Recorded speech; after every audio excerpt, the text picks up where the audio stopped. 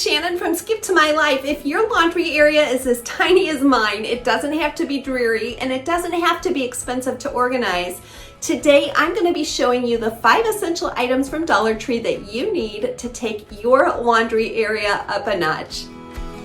If you love to live an upscale lifestyle on a downsized budget, I am here for you at Skip to My Life.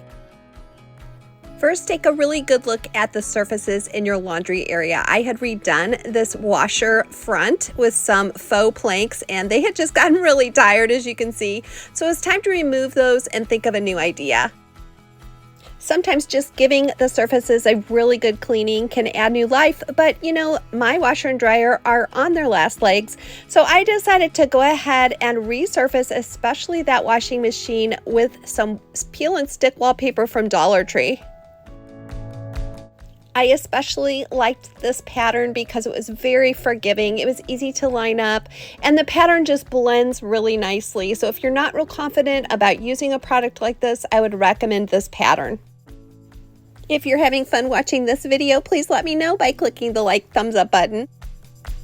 Before I started putting the paper on the front of my washing machine, I got a level and drew a really straight line. So that was my reference point at the beginning. If you're going to take this project on, I recommend that you just take your time, put in a nice little audiobook or watch a show, and make sure as you go that you're getting all of those bubbles out from under the paper.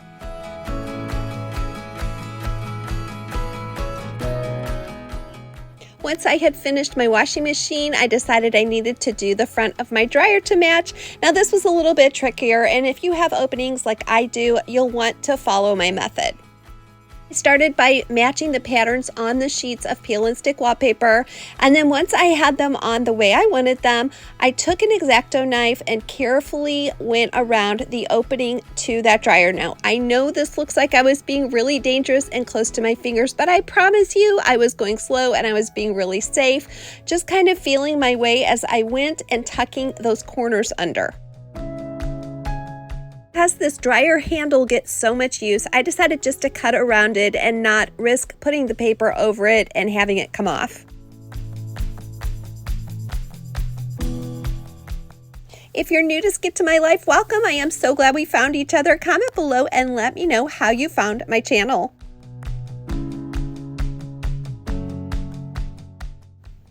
Once I had everything the way I wanted it, I went back with some package tape. Now I cut that into fine pieces, and you could use Scotch tape for this, but I find that package tape adheres much better, just has a cleaner look.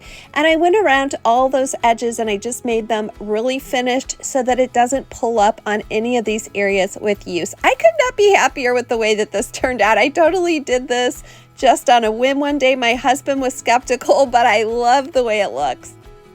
The second thing you're going to want to do is evaluate the lighting in your laundry area. You may be subconsciously avoiding this area because you have old or dim lighting like we did. Occasionally, companies will send me products to try, and that's what happened with this Senior ceiling light. If you find that you like it or are curious about it, you can click in the link below and find out more, and they're offering a 10% off coupon code for you. Now, the thing I like about this light is it has several settings, and so you can adjust it to your environment to make it as bright as you like.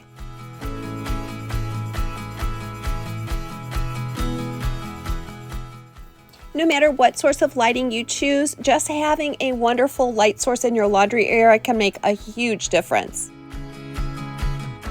The third thing you'll want to look at is the paint. Now, most of us have areas in our laundry room that are dinged and scratched.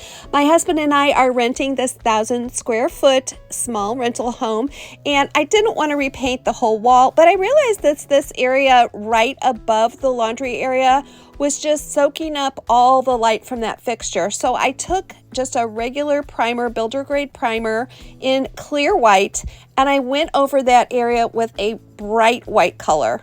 I was really amazed at the difference this simple change made and how it lightened up my laundry area.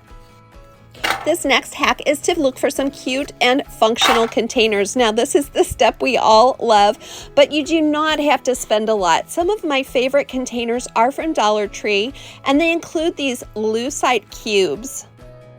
These little cubes can hold so much in the way of votive candles, clips, And I also use them for some of those scent beads that Dollar Tree and other stores hold. I use those from time to time, so I really don't need many, but these cubes are the perfect size.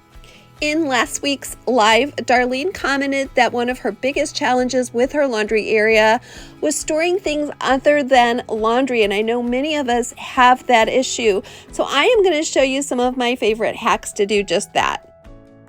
These Dollar Tree tins are useful for more than just floral arrangements. They can hold dryer sheets as well as cleaning rags and microfiber cloths. I purchased these larger plastic containers with screw top lids from Walmart, and I'm using them to hold my overstock of soap and bath salts and all kinds of other items. You have very limited space for laundry supplies like I do. It's a great idea to use items that you can use for multiple purposes, and those are some of the things I'm showing you here, such as peroxide, vinegar, and borax. The clear vertical pitchers from Dollar Tree with screw top lids are the perfect size to hold items like these. Comment below and let me know if you use any of these 3 ingredients for cleaning or laundry and how you use them. I often use vinegar in my laundry for fabric softener. Since we're talking about containers, the largest container is the laundry hamper, and I needed a solution in my small space, and I found one at Five Below with this collapsible hamper. It's attractive, really sturdy, and it has these handles that make it easy to carry, but the best of all is that it collapses flat and I can just slip it in between my washer and dryer when I'm finished.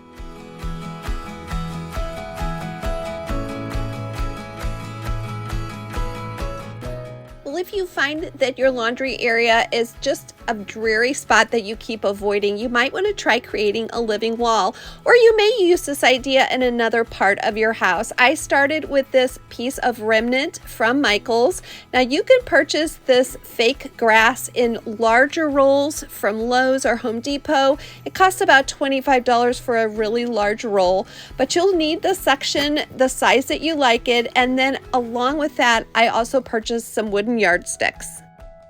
I decided to work on it in this hallway, and as you can see, Bella had to check it out before I got started.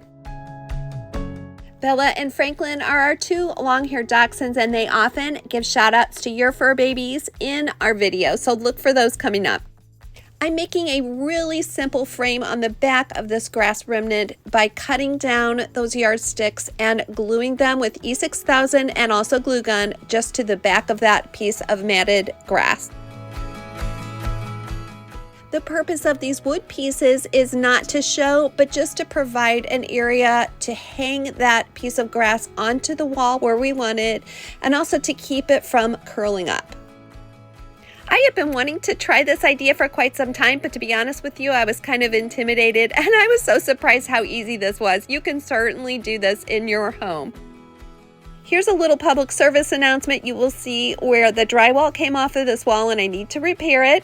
Those were from the Dollar Tree peel and stick hooks, the ones that are supposed to not damage your wall. So if you are looking at those and thinking they're going to leave your walls perfect, please be warned.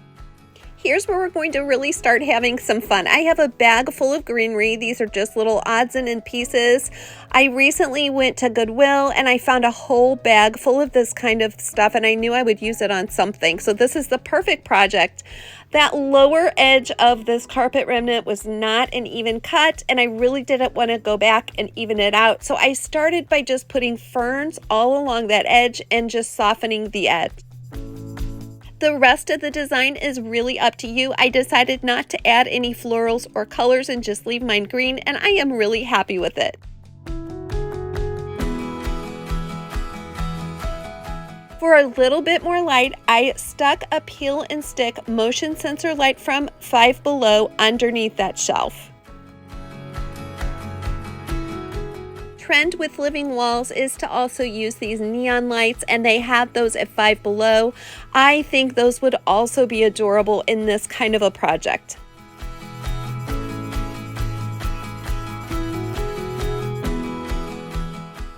For our next Dollar Tree hack, I'm going to be using 3 of the little mirrors. Now these come in gold and black.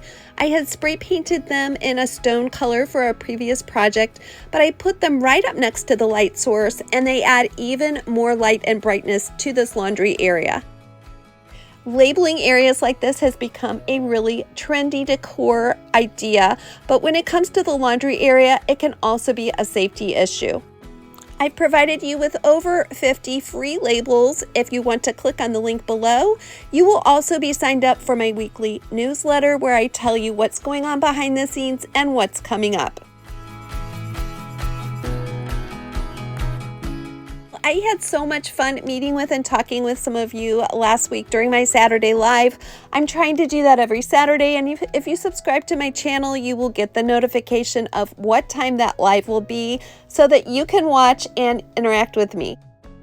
Well, as you can see, I had all kinds of mismatched containers and I wanted to unify them. So I took all the lids off and spray painted them a metallic silver, and it makes all the difference in the world.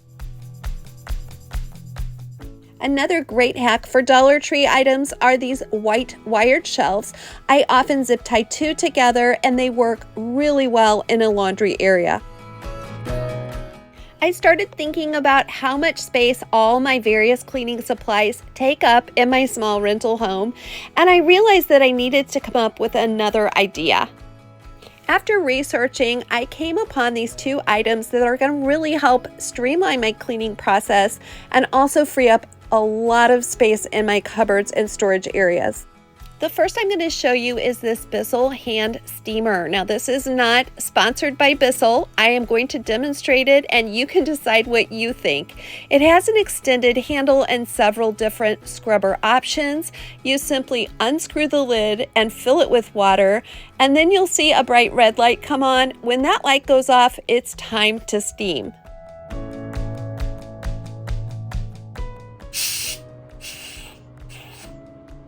Simply depress the blue button and you'll release as much steam as you like. Now, I thought I would give this a demonstration on my waterproof mascara that seems to get all over my sink. This did a beautiful job, and now it's going to take the place of 2 or 3 other cleaning items in my bathroom. Now I'm getting real, and I hope you all don't judge me. When we moved into this place, there was a thick layer of soap scum, and I have tried everything on this tub, including really harsh chemicals. This steamer did a beautiful job with the little spatula attachment, and you can see the before and after. The second cleaning item I'll show you is this Shark steamer, and I'm going to show you how easy this is to put together. I did not look at the directions on purpose. You'll just click this pull together and put the little pad on the bottom. Since both of these cleaning devices use only water to clean, I am going to be saving so much space in my cupboards and cabinets. To test this steam mop, I used a little bit of honey on my tile floor. I introduced Bella to let her know it was there, and then I steamed it up. Now, after I was finished steaming, I knew that if there were any little spots or drips left, she would for sure find them when she came back. Well, to her disappointment, there was absolutely nothing, no remnants of that mess left. So I think it's a pretty good testimonial. And then the next thing you'll want to do is just pop that mop head in the wash. Now, I do think that I will be ordering several of those, so I have a spare around, but it fits so easily in my closet.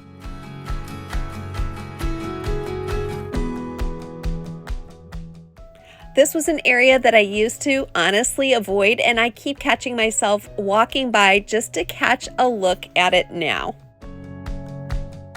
Just because these areas of our home are used for utility purposes does not mean that they can't be beautiful and, most of all, enjoyable to spend time in.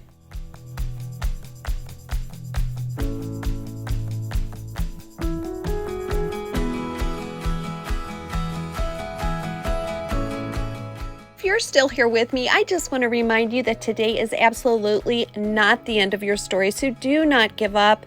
Keep going and keep putting one foot in front of the other.